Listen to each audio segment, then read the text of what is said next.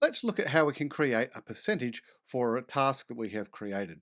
So if we had a piece of paper, we would go 26, we would then divide that by 30, and then we'd times it by 100 and write it in that box there. But because we're in a spreadsheet, the spreadsheet can actually calculate it for us. So what we need to do is hit the equals button, and then it knows we're going to be doing a formula. And all I need to do is click on this cell here, which is where my first mark is, my 26, then go divide by going the backslash key, clicking up to here where the 30 is, and it says 30, and see how it's going to show me that it's 87% or 0.87. Go return, that looks fantastic. Let's convert that to a percentage.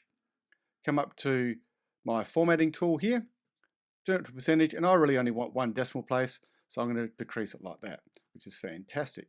Now we can copy this down to the bottom because it's going to be the same over and over again. So let's just do that and see what happens.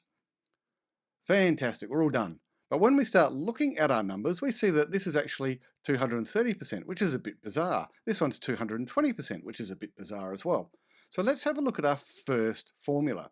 In our first formula, it says B3 divided by B2, which is correct. Then we come to the next one, and it goes B4 divided by B3. Now that's not quite right, because we need it to be B4 divided by B2. We need to keep on going back to this 30. But what this is doing is every time we are going down here, it's actually changing the formula relative to where our cell is. So what we want to do is we want to force it to always go back to B2 for our division. So we always want to divide it by B2, which is in this case 30. And that is called an absolute reference. So let's see how we do that really simply and really easily. What we need to do is we need to tell the spreadsheet that we always want to go back to B2, hence an absolute reference.